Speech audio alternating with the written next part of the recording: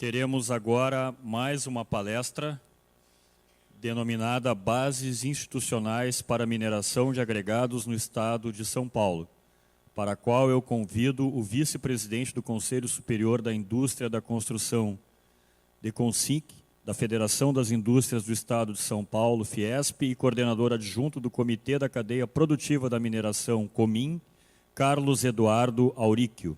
Boa tarde a todos. Queria cumprimentar aqui o amigo e presidente da Gabritas, Pedro Reginato, te agradecendo muito pelo convite, viu, Pedro? É uma honra poder vir aqui no Rio Grande trocar experiências com pessoas que a gente tanto gosta, né? E trago também, Pedro, o abraço amigo do presidente Paulo Scaff e do Eduardo Machado, coordenador do COMIN, lá da Fiesp, para você que certamente gostariam de estar aqui também, viu? Em seu nome, eu gostaria de cumprimentar todas as autoridades e, em nome do amigo Samuel, cumprimentar os colegas mineradores, companheiros, amigos aqui presentes. Precisava mudar aqui a apresentação para mim, mas o que eu estou trazendo aqui para a gente conversar, Pedro, é fruto das nossas várias conversas, ou lá em São Paulo ou aqui, que a gente fica contando um pouco da nossa luta institucional e de como ir superando as nossas dificuldades. E o Pedro sempre diz, uma hora nós temos que ter essa conversa com todo mundo lá no Rio Grande. E chegou a hora. E é com bastante prazer que nós vamos estar aqui. Enquanto está colocando a apresentação aí, eu quero dizer que as dificuldades lá em São Paulo, até pela característica de São Paulo, de ter sindicatos e entidades de classe da mineração bastante robustas, né? Cada sindicato teria a sua condição de criar sua política, estabelecer sua pauta para discutir com os governos.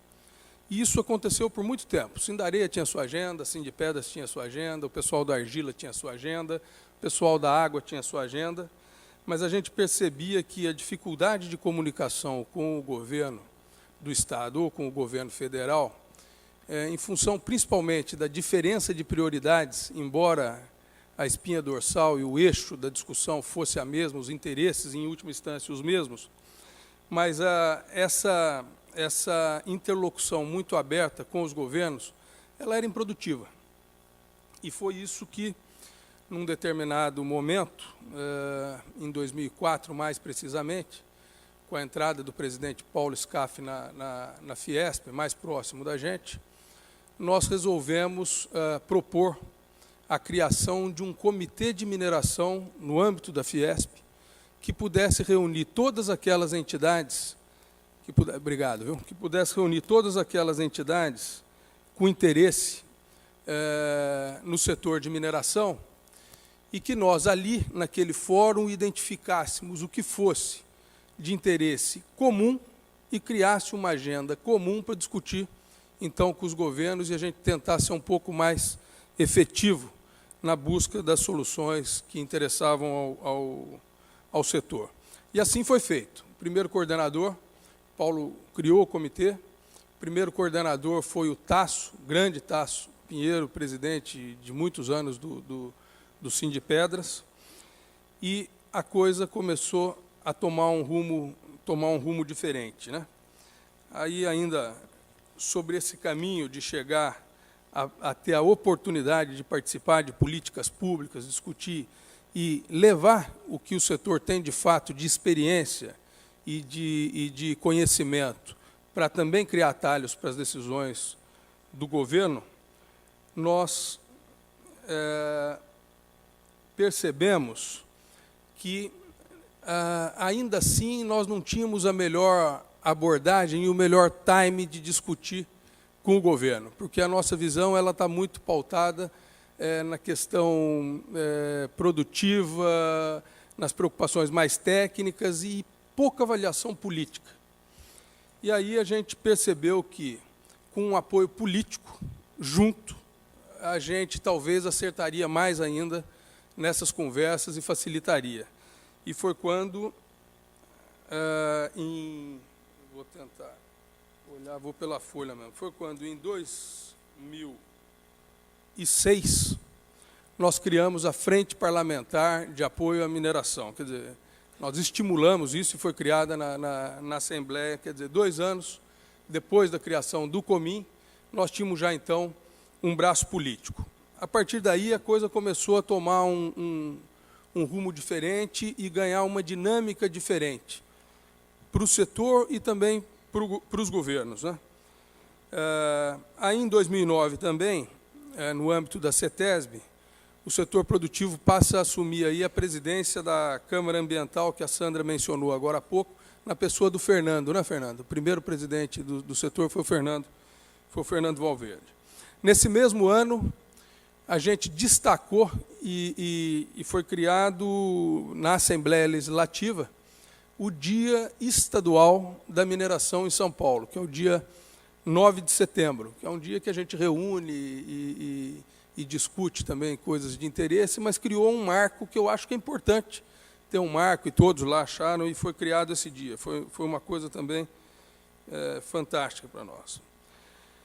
2012 atingiu aquele que seria, na ocasião da criação da Frente Parlamentar, o primeiro grande objetivo, que era que, de fato, o Estado de São Paulo reconhecesse a importância da sua mineração.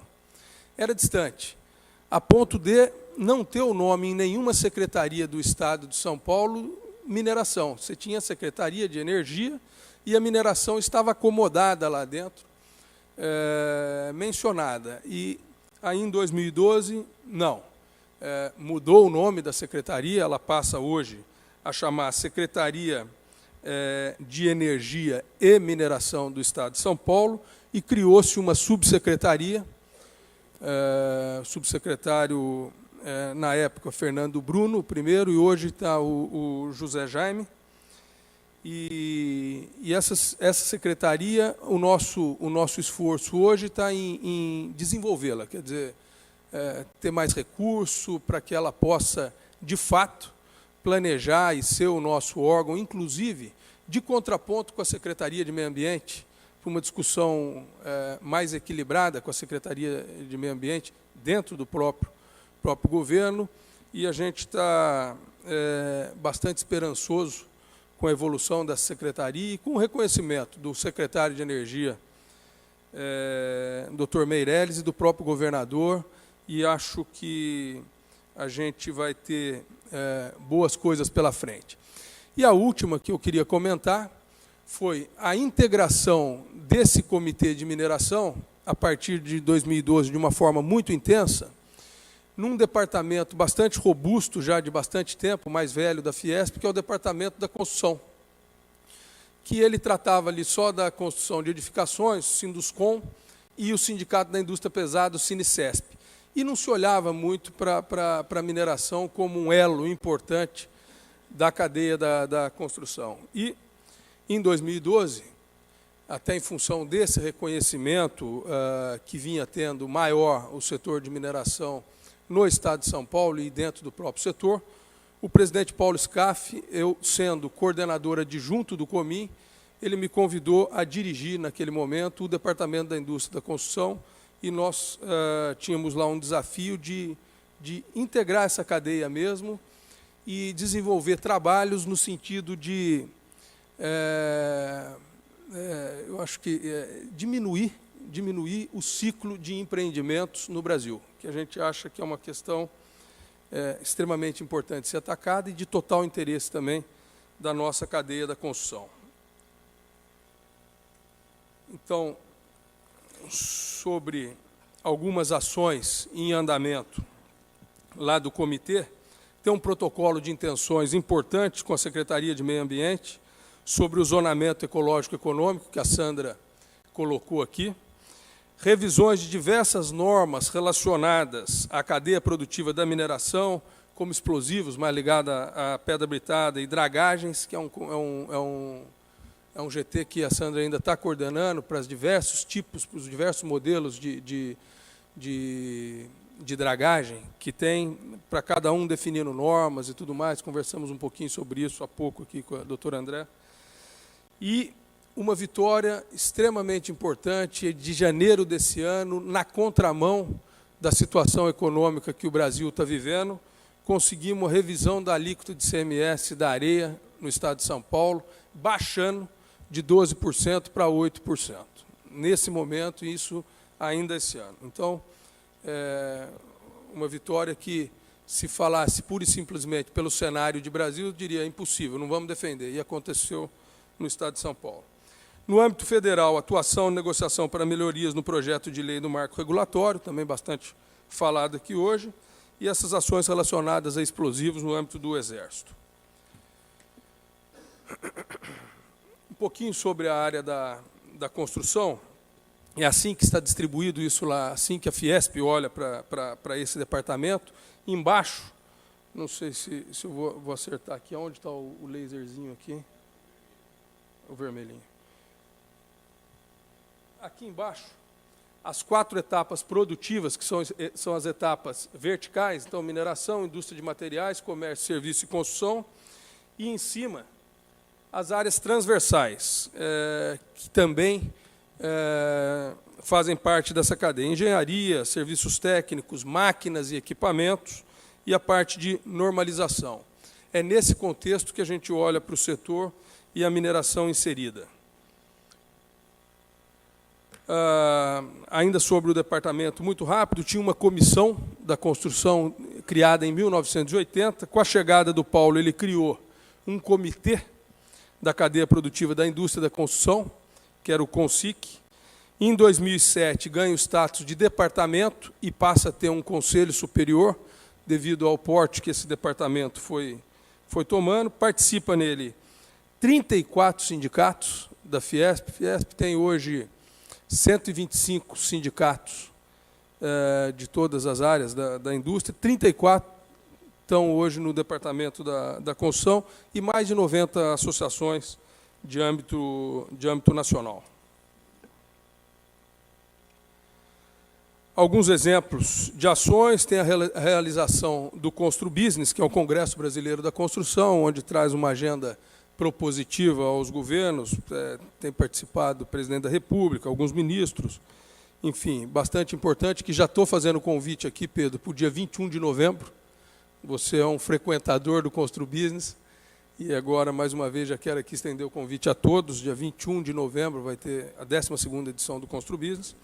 Criação e coordenação lá do programa Compete Brasil, que é uma agenda propositiva na área de desenvolvimento urbano e infraestrutura econômica.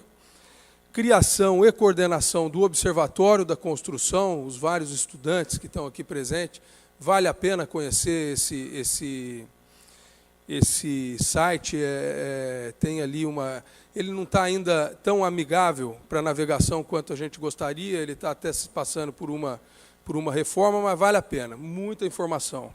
5 minutos, vou correr.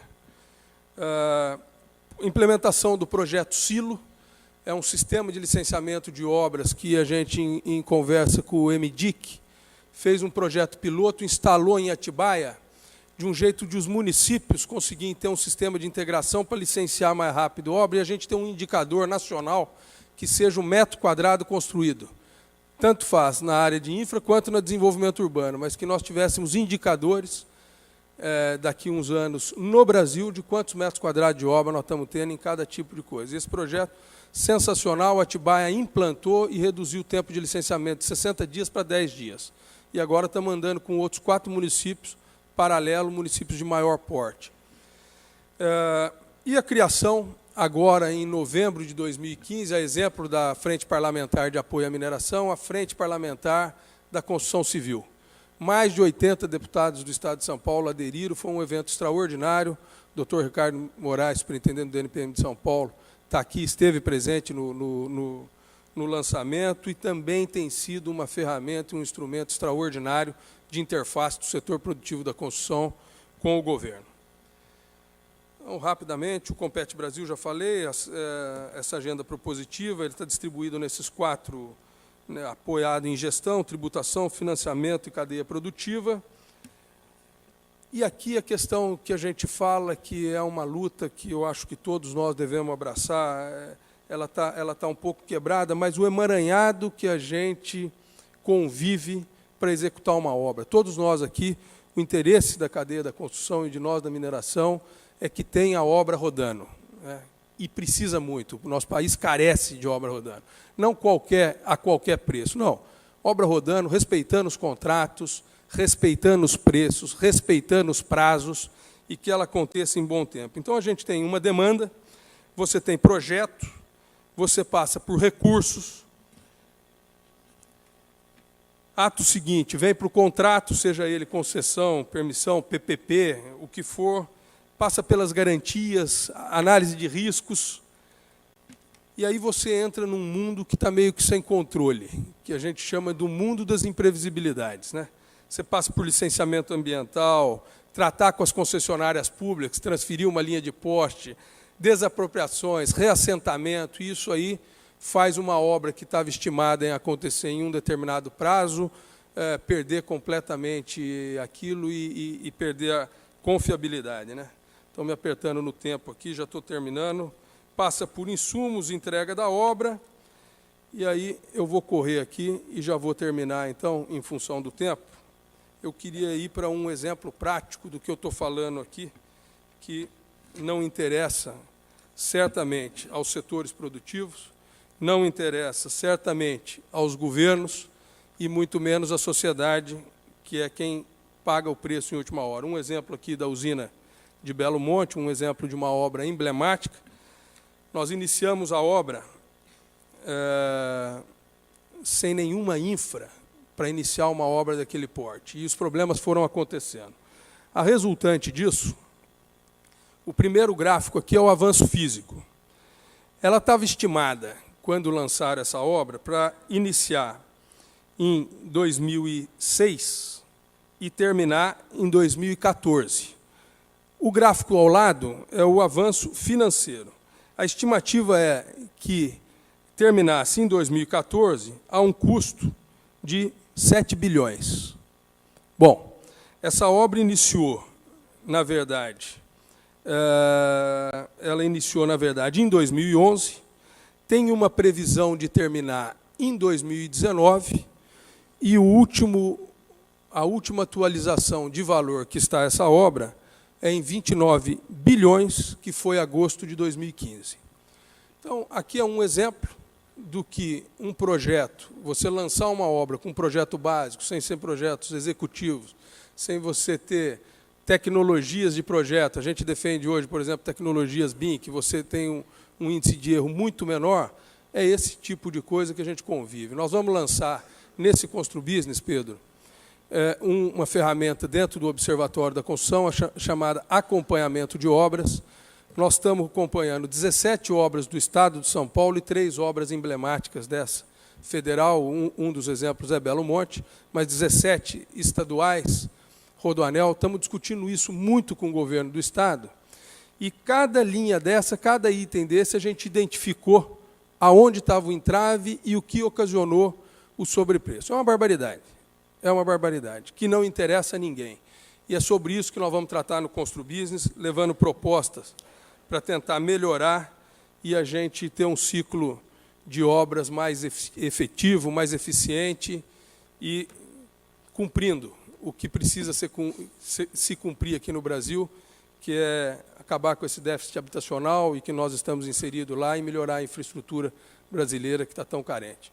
Pedro, mais uma vez, obrigado pelo convite, uma honra estar aqui batendo esse papo com vocês, e aguardamos vocês no dia 21, lá em São Paulo, para o ConstruBusiness. Obrigado.